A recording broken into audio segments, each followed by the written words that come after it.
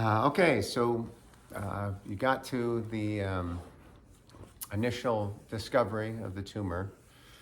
We went home, immediately home, tried to get some sleep. It was difficult. I mean, my mind was racing. I'm not sure if I slept at all or an hour or two. But I know I was up by 8 a.m., actually a little bit before 8 a.m. I got a call from Scripps. So when you have a serious condition, they assign like a caseworker to help coordinate all the different appointments that need to be done and make sure things are moving along. And so she called me and said that the first two things I needed to do were to get an MRI scheduled and to get an appointment with my liver specialist. But the MRI wasn't approved, so I couldn't actually schedule that. Or I don't know. I think she just gave me a phone number for the MRI and for the liver specialist. And then I called the MRI people, and they said that it wasn't approved yet, so they couldn't schedule it yet. And they said approval could take a day or two. So that was frustrating because I was just anxious to start the fight. When you find out you have something as severe as this, last thing you want is red tape and delays. So I was frustrated with that, but then I called the liver specialist, and they gave me the earliest available date was March 30th, almost 2 months away. And so when I hung up the phone with that, that's when I had my first big breakdown. I started freaking out, started crying, I think heavily for the first time. I shed a few tears before, but not just sobbing. I was sobbing on the couch. And, I knew I needed help. So I called my best friend, Steven, who I think didn't answer. I think he was probably not awake yet. And then when he didn't answer, I called my dad. My dad lives in Florida, so we were in California. 3-hour time difference, he was awake. So I got a hold of my dad, and I told him, and he was the first person I told, I think. And he didn't take it that well. He broke down harder than I did, which was maybe comforting in a weird way. Because his breakdown was just like mine. And then Stephen called me back. So I went and answered with Stephen, and Stephen's family had just recently gone through a cancer scare with his brother, Mark. And Stephen and Mark are like my brothers. I've known them since high school, and I love them like family. And so because of that, he had some connections with the Cleveland Clinic, which is one of the best hospitals that you can go to for this type of cancer.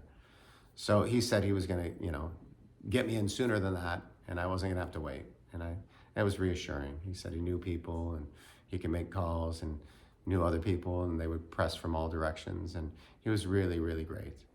And sure enough, by that afternoon, he had an appointment scheduled with Cleveland Clinic for February 2nd. February 2nd, yeah. So much sooner, 1 week away. than what I was thinking was going to happen. Certainly with that late date. So I accepted that date, and he asked me if my insurance covered it, and I realized I had an HMO, Covered California, but it was open enrollment. So I quickly went to Covered California and updated my insurance to the highest end, most expensive PPO plan available, trying to make sure that I could, travel and get care with the highest, speed and lowest cost. I decided to go ahead and schedule my MRI, even though it wasn't approved through a third party. I talked to a doctor friend of mine, Ben, and he's like, well, you don't need to wait for approval if you pay cash, and they should only cost like $400 or $500. And I was like, well, it's stressing me out, so I'll pay the $400 or $500. and get it done. So I called around and actually got an appointment for the next morning for the MRI.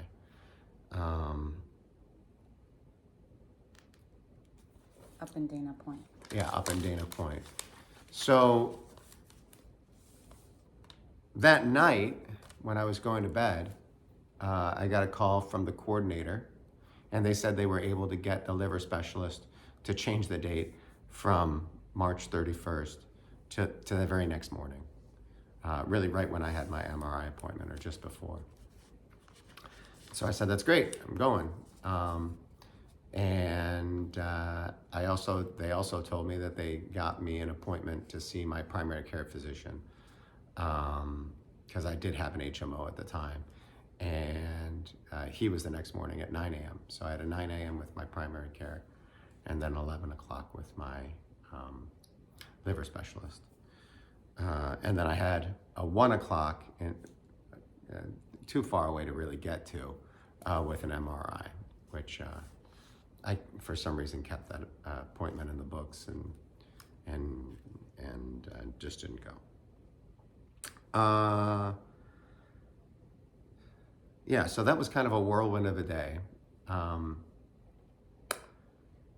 end of the day, I remember feeling pretty good about the progress that I made. I mean, compared to the morning when I was freaking out that I couldn't get any care for months, by the end of the day, I had 2 appointments the next day, knew that I could get an MRI, within a day if I needed to, and had an appointment for the at Cleveland Clinic, which I felt was a really, really good hospital, a really good choice. Trish got her kids Wednesday afternoon. She always gets her kids on Wednesday afternoon. And my kids I usually get on Thursday. And then we were scheduled to have them through the weekend, through Monday. And I realized I wasn't going to be able to keep it together if I saw my kids and tried to talk to them. And I wasn't ready to tell them. So I called and told my ex-wife what had happened, the full story. And she was real supportive. And I told her that I would prefer if she just told the kids that I wasn't feeling well. And so she would keep them for the weekend, because if I saw them, I was just going to break down and scare them. And I didn't want to do that. And I really didn't have any answers. I just had some preliminary tests, and I just had fear, and I didn't want to give that to them. But I knew I'd have to share it with them as soon as I knew more information. But I wanted to have something, concrete. So she was actually very supportive and agreed to take the kids, and that was good. And I suppose that was the full day. Yeah, and I went to bed that night and actually got some sleep, as much as I could. I mean, what brought me into the ER was trouble sleeping because of temperature control, which I'm still experiencing. But that's the end of the day. More tomorrow.